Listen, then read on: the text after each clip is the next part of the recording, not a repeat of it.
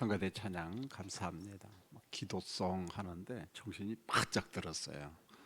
너무 은혜롭고 좀 선곡을 너무 잘한 것 같아요. 감사합니다. 오늘은 아사왕 두 번째 설교를 합니다. 역대 상하 말씀이 왜 기록했는가는 이미 이제 우리가 좀 알죠. 이스라엘 백성들이 바벨론 포로로 붙잡혀갔다가 이제 돌아왔습니다. 돌아왔으니까 무너진 나라를 재건해야죠. 유다를 재건할 수 있는 아주 귀감되는 사람들을 소개를 하는 겁니다. 그래서 어려운 이 나라를 재건하는데 누가 귀감이 되는가? 사울 왕은 귀감이 안 돼요. 그러니까 간략하게 이야기하고 자, 사울 왕 본받지 마, 그런 겁니다. 그렇지만은 다윗과 솔로몬은 그리고 일부의 종교 개혁자들은 귀감의 인물로 부각을 시킵니다. 그래서 특별히 그 사람들의 어떤 약점, 부정적인 것은 좀 막 생략해 가요. 뭐 다 그런 건 아니지만은 많은 부분 생략하면서 포로 후기 백성들에게 이 사람들을 좀 본받아라, 그런 관점에서 접근하고 있습니다. 자, 우리가 이제 아사 왕에 대해서 공부를 하는데 아사 왕의 할아버지는 르호보암입니다. 이 르호보암 왕 때 남과 북의 나라가 분열이 되잖아요. 그리고 아버지 아비야, 이 두 할아버지와 아버지 때 북이스라엘과 남쪽 유다가 계속해서 전쟁을 합니다. 뭐 나라가 어수선하죠. 보면은 전쟁을 하다 보니까 왕들이 하나님의 언약 백성이라고 하는 이 정체성을 확립하는데 좀 시간이 부족했던 것 같아요. 보면은 이걸 못하다가 드디어 이제 아사 왕 때 유다가 하나님의 언약 백성이다, 그것을 확립을 시키자 보면 아주 참 큰 일을 합니다. 그래서 우리가 지난번에 읽었던 2절 말씀에 보면은 이 아사 왕에 대한 평가가 나오는데 하나님 보시기에 선과 정의를 행했다. 그러니까 아사 왕이 이 종교개혁한 것 자체가 선과 정의로운 거예요. 자, 이와 같은 칭찬을 받은 사람이 후대 히스기야 왕이 똑같은 칭찬을 받습니다. 거기에 한 단어가 첨가가 되는데 하나님 앞에 아주 진실한 사람, 전심을 다해서 하나님을 섬긴 사람, 그게 바로 히스기야 왕에 대한 평가였습니다. 그 다음에 3절과 5절에 보면은 이 아사 왕이 이방 제단과 산당을 없앱니다. 그래서 돌로 만든 주상도 제거하고 아사레의 목상도 찍어버리고 태양상을 제거했어요. 이게 참 하나님 앞에 굉장히 칭찬을 많이 받죠. 보면 그 다음에 4절에 보면은 백성들에게 조상들의 하나님을 찾으며 율법과 명령을 행하라고 했습니다. 그러니까 말씀 개혁 운동이죠. 보면 하나님 말씀으로 돌아가자. 그래서 기독교 역사를 보면은 어느 때 교회가 부흥하고 심령이 부흥하냐면은 회개 운동이 일어나고 그리고 말씀 운동이 일어날 때 교회가 막 부흥이 됩니다. 보면은. 그런데 회개 운동이 없이 교회가 막 부흥하는 것처럼 보면 부흥하는 것처럼 보일 때가 있어요. 중세 교회가. 그런데 그건 영적 암흑 시대입니다. 하나님께서 절대 인정하지 않아요. 그 교회 숫자는 많고 성도 숫자는 많은 것처럼 보이지만은 외형적으로 많을 뿐이지 성령이 기뻐하거나 하나님이 기뻐하지 않아요. 보면 오늘 우리 시대도 그런 것 같아요. 우리 심령 속에서 회개 운동이 일어나고 말씀 운동이 겸하여 일어날 때 교회가 정상적으로 부흥하고 또 하나님이 기뻐하시는 것을 보게 됩니다. 자, 이렇게 2절로부터 5절까지 이렇게 한 결과, 아사 왕이 이렇게 한 결과 유다 국가에 하나님께서 복을 주시는데 평안의 복을 주십니다. 그리고 5절에 보면은 나라가 평안을 누리다. 그 다음에 6절에 보면은 하나님이 아사에게 평안을 주셨어요. 그 땅이 평안하여 여러 해 싸움이 없었다, 여러 해 전쟁이 없었다, 평안하여. 그 다음에 7절에 보면 하나님이 우리 사방에 평안을 주셨다.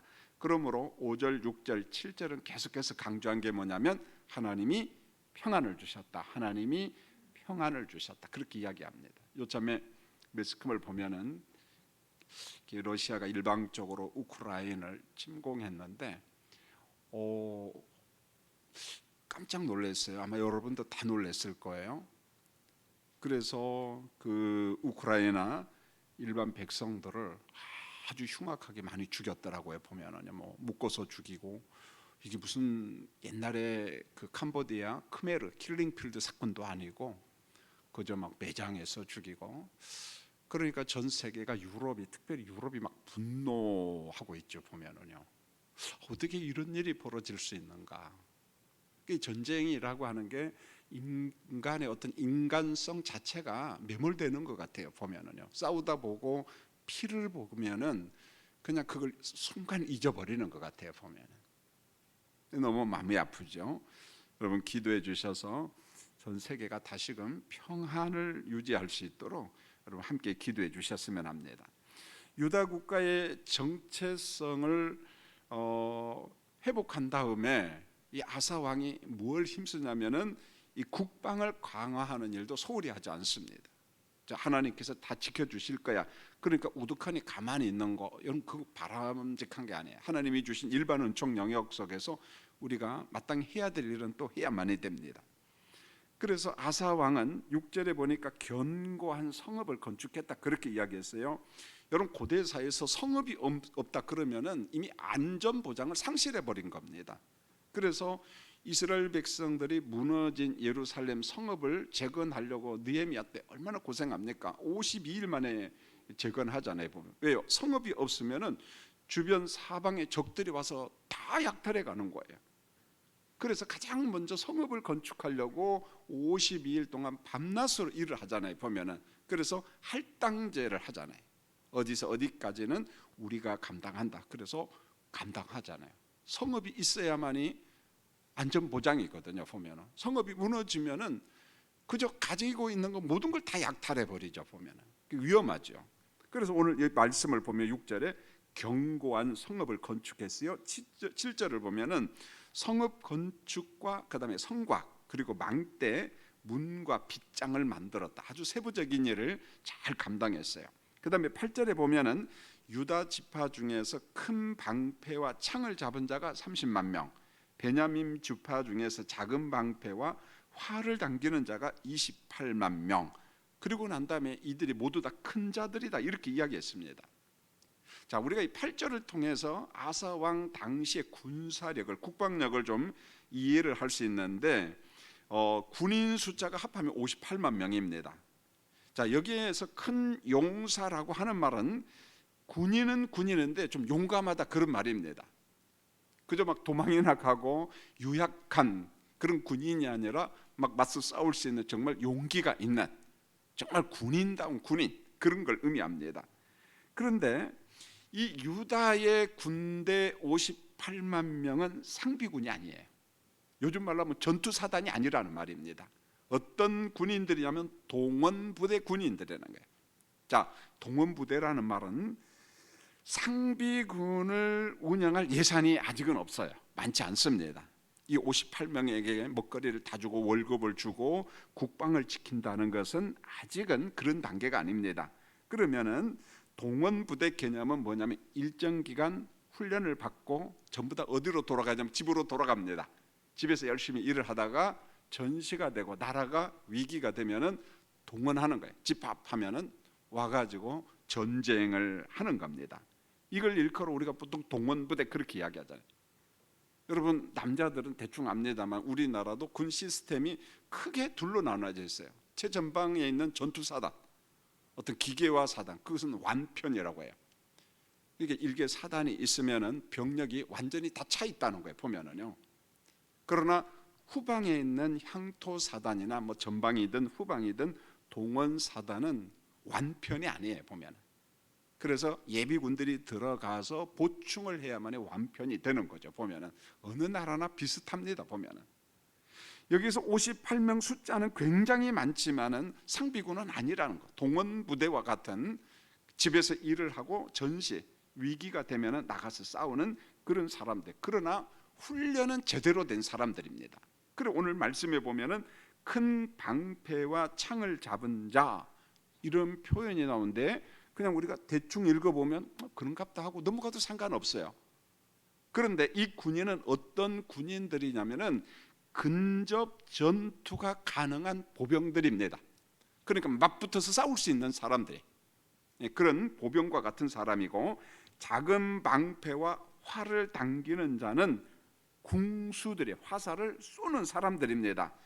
여러분, 고대 사회에서 가장 멀리 나가는 무기가 뭔 것 같아요? 화살이에요. 화살이 가장 멀리 갑니다. 그런데 이 방패와 작은 방패와 활을 당기는 자 했는데, 이 궁수들은 어떤 경우에는 화살을 쏘면서 동시에 작은 방패를 가지고 있어요. 그래서 날아오는 화살을 막는 겁니다, 보면은. 그래서 작은 방패, 활을 당기는 자, 이 화살을 쏘는 궁수와 같은 사람들이에요. 요즘 말로 바꾸면 유다 지파는 보병이에요, 보병. 그리고 베냐민 지파는 활을 쏘는 데 능한 포병과 같은 사람들이 궁수들입니다. 그런데 베냐민 지파는 어느 정도 싸움에 능하냐? 이 본래 능합니다, 이 사람들이요.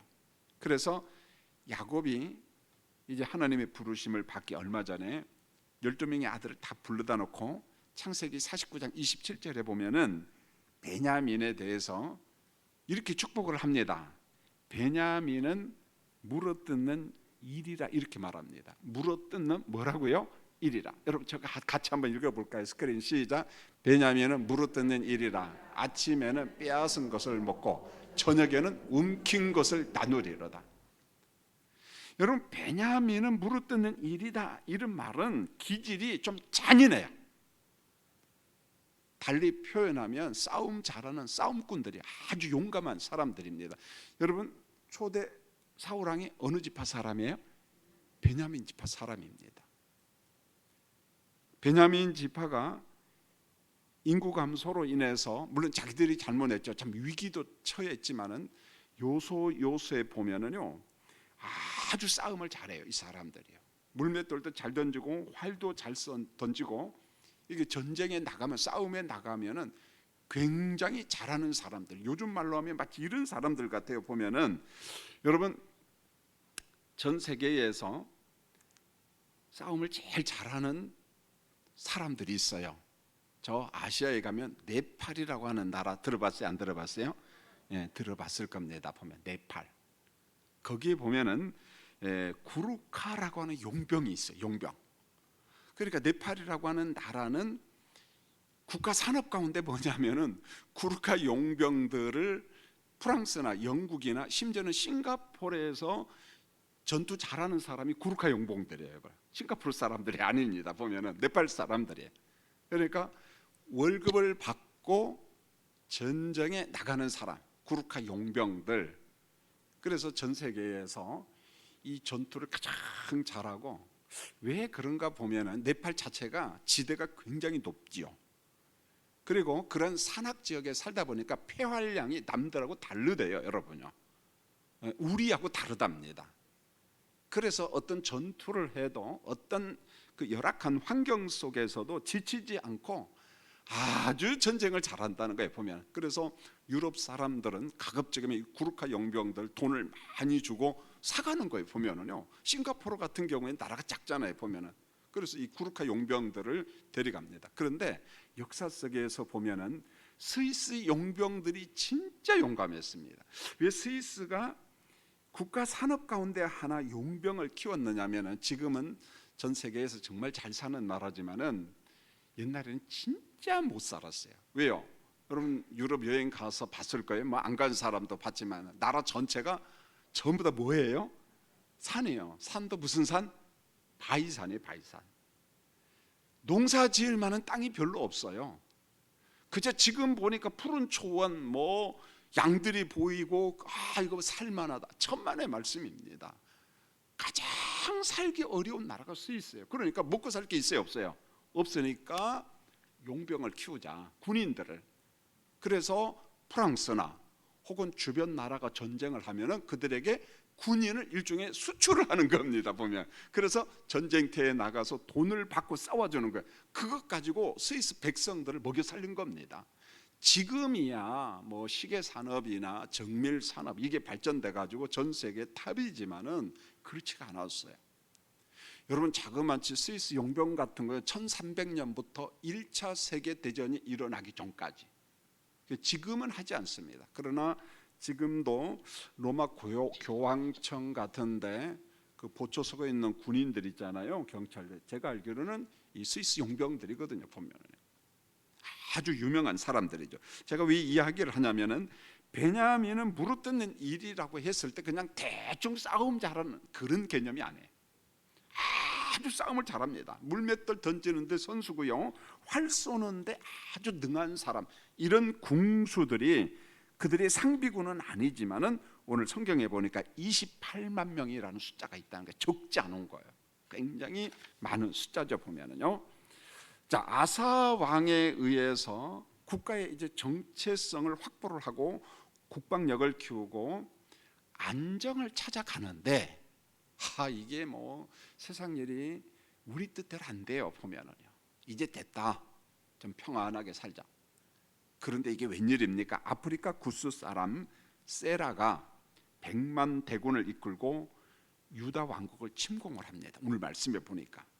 여러분, 구스는 지금의 에티오피아예요. 아프리카에. 애굽의 남부입니다. 어느 때 보면 성경에 보면 애굽의 남부 했는데 그게 애굽일 수도 있고 이디오피아일 수도 있어요. 구스일 수도 있습니다. 여러분, 남유다 왕국 팔레스타인은 한쪽이 아주 작은 나라예요. 우리가 성경에서 뭐 이스라엘, 팔레스타인 이야기하니까 굉장히 넓은 것처럼 보여. 그렇지가 않습니다. 여러분, 아주 작은 나라입니다. 보면은 이에 반하여 이디오피아는요, 구스는 굉장히 큰 나라입니다. 여러분, 대한민국과 에티오피아는 정말 이 뗄래야 뗄 수 없는 나라. 우리가 종종 그러잖아요. 한국하고 터키는 형제 나라다, 그렇게 이야기하는데 에티오피아도 형제 나라예요. 제가 볼 때는. 여러분, 6.25 전쟁 때 우리나라를 도와준 나라 중에 하나가 어디냐면 에티오피아입니다. 1935년도에 이탈리아가 에티오피아를 침공을 합니다. 그 먼 땅에서 왜 에티오피아까지 공격을 하는지 모르겠어요. 보면은요, 그 당시 막 북유럽이나 아프리카 같은데 유럽 사람들이 다 식민지 쟁탈전이 벌어지잖아요. 보면 아마 그래서 이탈리아도 그랬지 않나, 그런 생각이 들어요. 그래서 이탈리아와 에티오피아가 6년 전쟁을 합니다. 6년 전쟁을 해요. 이때 에티오피아는 위기죠. 보면은. 그래서 주변 나라에 도움을 요청합니다. 이때 에티오피아 황제가 셀라시라고 하는 아주 유명합니다. 우리 한국 사람들이 이 사람을 알아야 돼요. 6.25 전쟁과 관련된 사람이기 때문에 국제사회에 도움을 요청하는데 어떤 나라도 도와주지 않아요. 외면해 버립니다. 그래서 이 에티오피아 셀라시 황제가 이탈리아하고 싸우면서 자그만치 이디오피아 군인들이, 이디오피아 사람들이 얼마나 죽냐, 통계를 보니까 27만 명이 죽어요. 유럽의 그 이탈리아의 막강한 군사력을 어떻게 감당합니까? 27만 명이 죽었습니다. 자, 이탈리아와의 싸움에서 결국은 6년 만에 이 셀라시 황제가, 에티오피아 군인들이 승리를 하는데, 이때 셀라시 황제가 뭘 하나 깨닫냐면 이걸 깨달아요. 이런 내용입니다. 어느 나라가 침략군에게 부당하게 공격을 받으면 우리가 돕자. 여기에서 셀라시 철학이 나와요. 그래서 이탈리아와 6년 전쟁에서 이제 겨우 독립을 하고 살아났는데, 그때 대한민국에서 전쟁이 일어납니다. 북한에서 남쪽으로 남침을 해오죠. 이것을 아프리카에서 듣는 거예요. 셀라시 황제가. 자기가 이탈리아와 전쟁을 하면서 온갖 고통을 당하고 많은 군인들을 죽으면서 주변에 도움을 요청하니까 외면을 했거든요. 그때 깨달은 게, 어떤 나라가, 대한민국이 북한의 공격을 받으면은 우리가 가서 도와주리라. 우리와 아무런 관련이 없어요. 저 먼 아프리카에서 뭐하러 여기까지 옵니까? 그 먼 거리. 그런데 셀라시 황제는 전쟁을 통해서 뭘 깨닫느냐? 도와줄 수 없는 약한 나라는 우리가 가서 도와주자. 그래서 이디오피아 군인들이 대한민국 땅까지 옵니다. 보면 그 먼 곳에서 와요. 자, 셀라시 황제는 최정예 부대를 대한민국에 보냅니다. 그 부대를 보통 강류 부대, 강류 대대라고 이야기하는데, 강류라는 말이 뭔 말인가 보니까 혼돈에서 질서를 확립한다. 자기 나라가 그랬거든요. 우리나라가 혼돈 가운데 있을 때 질서를 회복했는데, 이 강류 부대를 대한민국 땅에 보는 최정예 부대입니다. 보면은 1951년 5월 7일 날 부산에 도착했어요. 1956년 철수할 때까지 약 6천 명 정도를 파견을 합니다. 이때 120명 이상이 죽어요. 남의 땅에 와서 전쟁하다가 죽습니다. 많은 사람이 부상을 당합니다. 여러분, 강원도 철원, 기마, 평강 이쪽 사람들 압니다. 기마 전투에서 혁혁한 전공을 세운 나라가 이 에티오피아 군인들이거든요. 보면은 굉장한 사람이었습니다. 그런데 이 나라가 한때 공산화가 돼요. 여러분, 그래서 우리나라 전투에 참여한 에티오피아 군인들이 얼마나 순환을 당하는지 몰라요. 왜요? 공산주의가 에티오피아 정권을 잡으니까 북한하고 자매 결연을 맺는 거예요. 대사관계를 성립하는 거예요. 그래서 6.25 때 한국 전쟁에 참여한 사람들 얼마나 고생을 하는지 몰라요. 재산도 빼앗아가고 뭐 순환을 당하고 그러잖아요. 보면 그러다가 다시금 공산 정권이 무너지고 자유국가가 들어서기 시작합니다.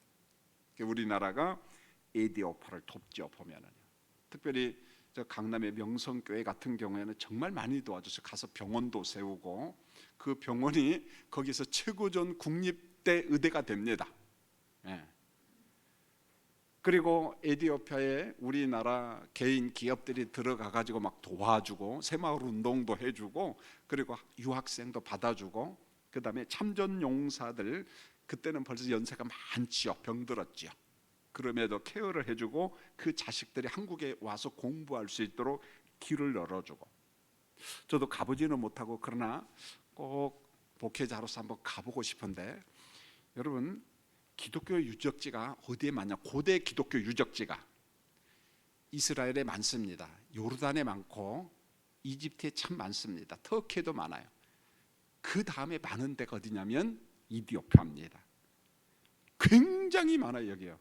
그래서 이디오피아 정교가 어느 정도 숫자가 되냐면 약 45%가 기독교인이에요. 여기가요. 무슬림보다 많아요. 여러분요. 그런데 못 삽니다. 전 성지순례 가가지고 예루살렘에 들어가서 관리하는 사람들을 딱 보면서 어디서 왔습니까? 물으니까 이디오피아야 성직자들이에요. 보면은 이 사람들이 여기 와서 돌보고 있구나, 봉사하고 있구나, 깜짝 놀랐어요. 보면은요. 참 고마운 사람들이고, 우리나라 입장에서 이디오피아 하면 늘 고마워요. 여러분, 이제 대한민국은 누가 무슨 소리 해도 전 세계에서 잘 사는 나라예요. 자, 우리를 도와준 나라를 이제 우리가 돌볼 책임이 있잖아요. 보면 저는 이번 노예를 하면서 부담스러운 선한 일이라고 하는 설교를 했어요. 그러면서 제가 예화를 하나 들었는데 알버트 슈바이츠 이야기입니다. 스트라스부르크 사람이에요. 여기가 한때는 독일 땅이었다가 지금은 프랑스 땅입니다. 자, 여기서 태어났습니다. 여러분, 슈바이처는 굉장한 사람이에요. 신학자입니다.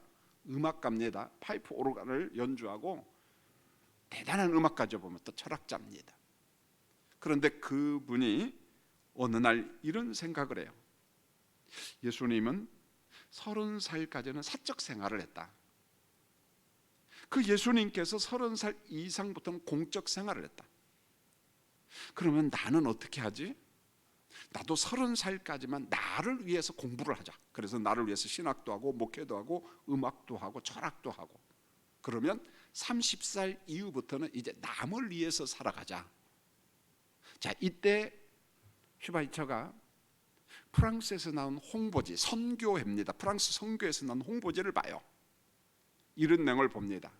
아프리카에는 선교사는 많은데 의사가 없습니다. 그런데 병들어서 죽습니다. 의사가 필요합니다. 그걸 보고 굉장히 도전을 많이 받아요. 나 같은 목사 선교사보다는 의사 선교사가 필요하구나. 그런데 자기는 의사가 아니거든요. 이때 젊은 나이에 벌써 스트라스부르크의 부교수가 돼요. 자기 사정을 이야기하면서 허락을 받습니다. 내가 낮에는 강의를 하고 밤에는 의사 공부를 하겠습니다. 스트라스부르크 대학에서 6년 동안 공부를 하고 의사고시를 합격하고 의사가 됩니다. 자기 아내가 간호사거든요. 그래서 두 사람이 들어갑니다. 사실 알버트 슈바이처는 신학적으로 우리하고 거리가 먼 사람이에요. 프랑스 선교에서도 슈바이처한테 마치 이런 거예요. 당신 각서 써라. 현지에 가서 당신 신학 이야기하지 않기로. 왜요? 좀 자유주의고, 그 당시 독일에서는 그런 신학이 막 쏟아져 나왔거든요. 보면 하르낙이나 리출 같은 사람들에 의해서. 그러니까 당신 신학은 이야기하지 않기로. 안 하겠습니다. 난 의료 선교사로 가서 난 사람들 병 고치겠습니다. 그래서 프랑스 선교에서 아프리카 가봉에 파송을 합니다. 60년 넘게 병자들을 고쳐요. 이때 슈바이처가 결단하면서 그런 말을 합니다. 그게 제 마음속에 참 오래 남아요. 지금까지는 나만을 위해서 살았다면 이제부터는 나만 즐거울 수 있느냐, 이 말이에요. 내 인생만 즐겁게 살 수 있느냐, 남을 위해서 살자는 거예요. 이게 슈바이처의 고백이고 결단입니다. 여러분, 저도 목회자로서 이 목회가 단순히 나만을 위한 목회로 끝난다면 너무 아쉬울 것 같아요. 단 얼마라도, 단 몇 시간이라도, 단 몇 개월이라도, 몇 년이라도 선교지에 돌아가서 선교사와 대화를 하고 그들의 필요를 채워주고 그들의 격려자가 돼야 되지 않겠나라는 그런 생각이 제게 강하게 있습니다. 여러분 보고 아프리카 선교사로 가라, 그 말이 아니에요. 그러나 우리 인생 전체 속에서 평생을 나만을 위해서 살다가 가면은 안 되잖아요. 보면 단 며칠도 좋고 몇 달도 좋고 정말 누군가를 위해서. 여러분, 바울 서신을 보면은 부요하신 그리스도께서 하늘 영광을 다 버리시고 이 땅에 오셨어요. 가난해지셨어요. 십자가에 죽었습니다. 그 말을 하면서 하나님의 속성을 이야기합니다. 평균케 하시는 하나님, 균등케 하시는 하나님. 자, 우리가 은혜를 많이 받았어요. 물질도 많이 받았어요. 그러면은 하나님이 내게 주신 거 가난한 사람들에게 좀 나눠주라는 거예요. 구제하자는 거예요. 저도 여러분들에게 이 말씀을 드리고 싶어요. 아니, 우리 한국 사회는, 우리 한국 전체가 기독교 문화는 아니지만은 6.25라고 하는 전쟁을 통해서 1960년대 70년대 절대 가난 시대를 보내면서 원조 얼마나 많이 받았습니까? 여러분, 대한민국은 60년대 70년대 원조 받지 않으면 국가 재건이 안 됐습니다. 그만큼 가난하고 그만큼 못 살았어요. 사랑하는 성도님들, 우리가 물질로 돕지는 못할지라도 어려운 나라를 위해서 기도해 주시기를 원합니다. 정말 우리가 진실되게 그 마음을 가져, 이게 성숙한 그리스도인이고 성숙한 대한민국이라고 저는 봅니다. 이게 없이 돈만 많으면 뭐합니까, 여러분요? 부자인데 가난한 사람이잖아요. 생각도 가난하고 사고 자체가 너무너무 가난한 것 아닌가요? 여러분, 이제 물질을 떠나서 구원받은 백성으로서 누군가를 섬기고 누군가를 위해서 기도하는 우리 성도들이 되시기를 주님의 이름으로 부탁을 드립니다. 여러분, 본문 9절로 10절에 보면은 구스 사람 세라가 100만 대군을 이끌고 와요. 병거가 300대입니다. 이게 병거예요, 병거. 이걸 어떻게 아사가 이깁니까? 못 이겨요, 여러분요. 아사 왕은 마레사의 스바다 골짜기에서 이제 싸움을 준비를 합니다. 요새를 구축을 하고, 가만히 생각해 보니까 이게 참 암담하죠. 이 100만 대군과 300병거를 어떻게 물리칠 것인가. 이때 그 유명한 아사 왕의 기도가 나와요. 여러분, 성경에 보면은요, 유명한 기도가, 아주 대표적인 기도가 많이 있습니다만 정말 눈에 확 들어오는 대표적인 기도가 둘이 있어요. 야베스의 기도와 그리고 오늘 말씀 아사 왕의 기도예요. 언젠가 설교 시간에 이야기해서 이 두 대표적인 기도를 잊지 말라고 이야기했습니다. 여러분, 성경책에 메모를 하고 아니면은 집에다가 좀 컴퓨터로 쳐가지고 부엌 같은 데 좀 붙여놨으면 좋겠어요, 여러분요. 자, 첫 번째로 결혼식장에서 김 목사가 설교를 엄청 많이 하잖아요. 역대상 4장 10절. 자, 우리 스크린 보고 한번 읽겠습니다. 시작. 야베스가 이스라엘의 하나님께 아뢰어 이르되 주께서 내게 복을 주시려거든 나의 지역을 넓히시고 주의 손으로 나를 도우사 나로 환난을 벗어나 내게 근심이 없게 하옵소서. 이렇게 말했어요. 자, 하였더니 하나님이 그가 구하는 것을 어떻게 해요? 허락하셨대. 이 야베스 기도가 엄청 유명합니다. 내용은 뭐 설명할 필요가 없잖아요. 야베스가 하나님 앞에 아뢰어 부르짖어. 내게 복을 주시려거든 나의 지역을 넓히시고 나의 지경을 좀 넓혀주시고 주의 손으로 나를 도우사 나로 환난을 벗어나 내게 근심이 없게 하옵소서. 여러분, 돈 아무리 부자 돼도 마음에 근심이 있으면 인생 사는 재미가 없습니다. 그렇죠? 그러니까 지역을 넓혀주시고 하나님 내 속사람의 근심이 좀 없게 해주세요. 그랬더니 하나님이 그가 구하는 것을 허락하셨더라. 이게 야베스 기도예요. 그런데 오늘 보면 11절을 보세요. 아사 왕의 기도, 얼마나 유명한 기도인지 몰라요. 여러분 11절을 한 번 더 읽어볼까요? 시작. 아사가 그의 하나님 여호와께 부르짖어 이르되 여호와여 힘이 강한 자와 약한 자 사이에는 주밖에 도와줄 리가 없사오니 우리 하나님 여호와여 우리를 도우사 우리가 주를 의지하오며 주의 이름을 의탁하옵고 이 많은 무리를 치러 왔나이다. 여호와여 주는 우리 하나님이 오시오니 원하건대 사람이 주를 이기지 못하게 하옵소서 하였더니 하나님이 응답합니다. 너무 아름다운 기도예요, 여러분요. 하나님께 부르짖어. 힘이 강한 자와 약한 자 사이에 도우실 분은 누구밖에 없다는 거예요? 하나님밖에 없다는 거예요. 100만 대군 앞에서 300병거 앞에서 고백하는 겁니다. 여러분, 구스 군대는 정말 강해요. 대단합니다. 남유다는 상비군이 아니라 동원예비군 같은 군인들이에요. 계산을 하면 유다가 몇 번 패야 될까요? 100전 100패입니다. 이게 산수예요. 못 이깁니다. 그러나 우리가 주를 의지합니다. 사람이 주를 이기지 못하게 하옵소서. 마치 다윗의 고백과 똑같잖아요. 골리앗과 싸울 때마다 전쟁은 누구에게 속한나니? 하나님께 속한나니. 똑같은 말이에요.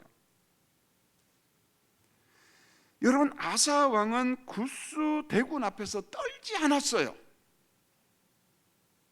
여러분, 아사의 통치 이념이 여기에 있습니다. 철저하게 하나님과 함께하는 믿음의 소유자입니다. 믿음의 조상입니다.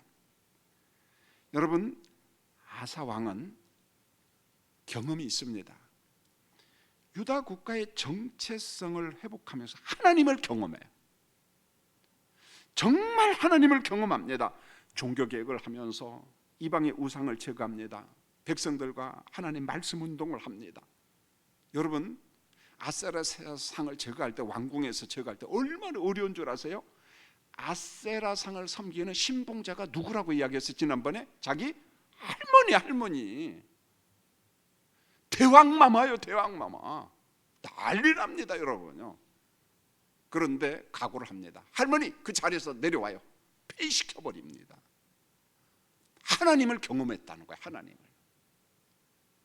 그걸 경험하고 난 다음에 100만 대군 앞에서 기죽지 않았어요. 300병거 앞에서 기죽지 않았습니다. 아니, 탱크가 300대가 막 오는데 전쟁 하나만 아니겠습니까, 여러분?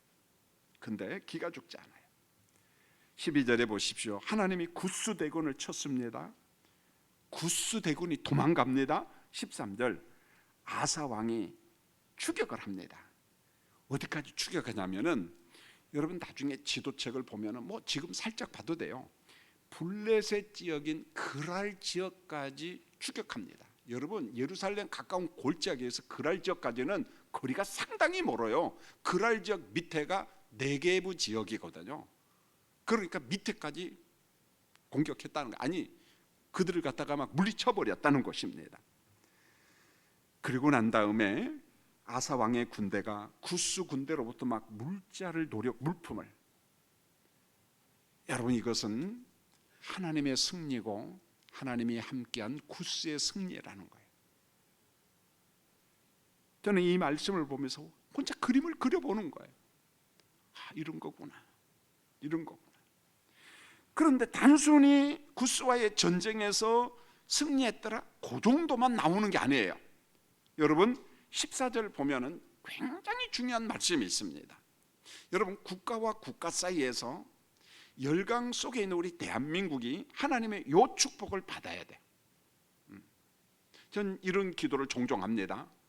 어떤 기도인가? 14절을 저랑 같이 한번 읽어볼까요? 시작. 여호와께서 그랄 사면 모든 백성들을 두렵게 하시니 무리가 그의 모든 성을 치고 그 가운데 있는 많은 물건을 노략하고. 여기 핵심은 모든 성읍 백성들을 어떻게 하시니? 두렵게 하시니. 아사 남쪽 유다 하면은 저 손대면 안 돼. 누구한테 얻어맞아? 하나님한테 얻어맞아. 여러분 이게 중요합니다. 아이고 저 아사 남쪽 유다 이스라엘 저 별것 아니야. 그러면요 그 나라는요 어렵습니다. 백성들은요 산다는 재미없습니다.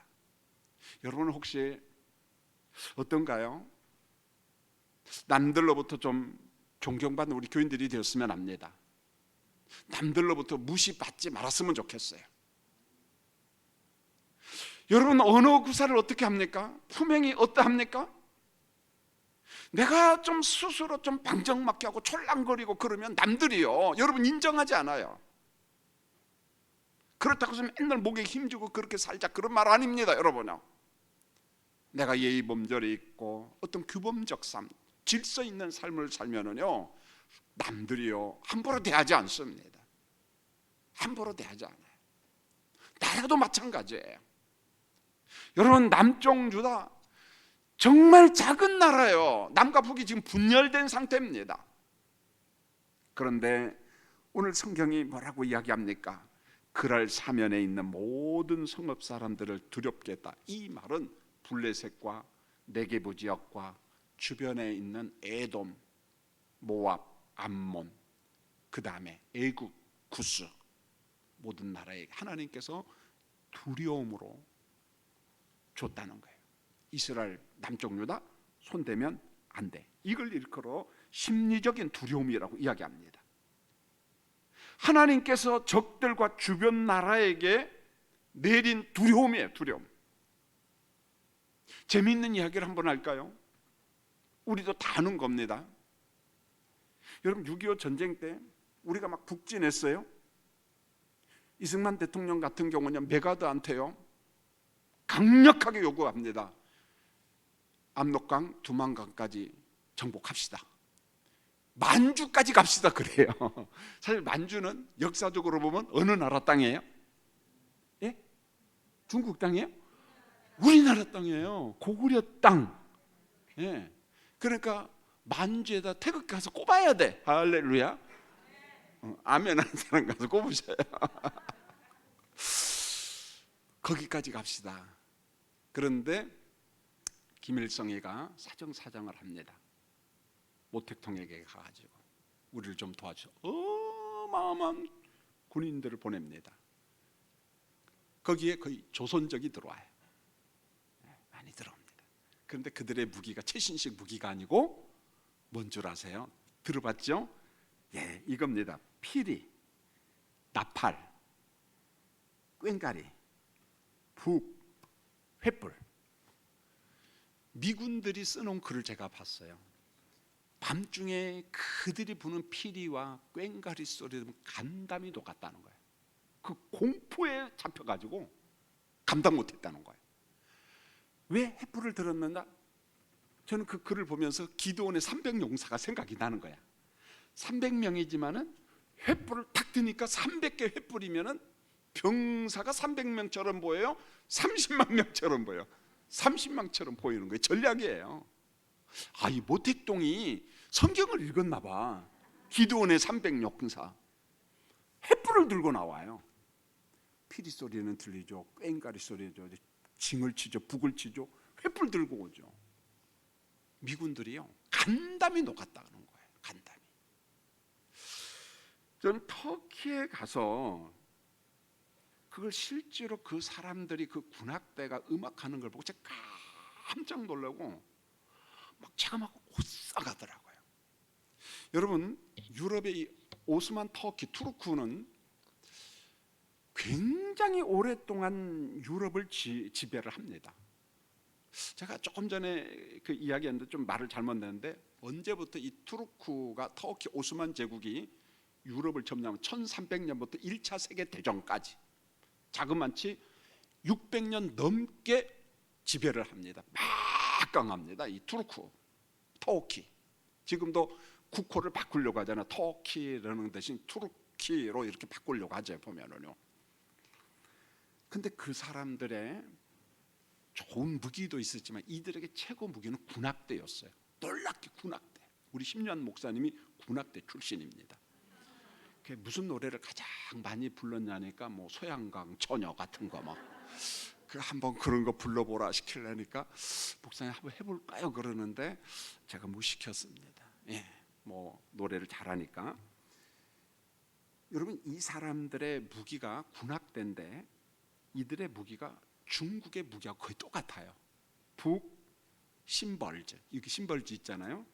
그 다음에 관현악, 이걸 가지고 전쟁터에 나갈 때 군악대가 먼저 나가요. 이런 장면이 성경에 있어요, 없어요? 여호사밧이 그랬거든요. 이야, 이 터키 그 사람들도 성경을 봤나 봐. 여기에도 이런 글이 나옵니다. 전쟁을 하다가 터키 군대의 군악대 소리를 들으면 그 공포에 겁이 질려가지고 도망갔다는 거예요. 그런데 터키 가서 이스탄불에 가서 그들의 음악을 듣는데 일반 군악대하고는 느낌이 전혀 달라요. 오싸게 오싸. 그걸 그대로 느꼈어요. 그러면서 와, 이 오스만 투르크족이 이렇게 해서 전 유럽을 다 정복했구나, 아프리카까지. 보세요.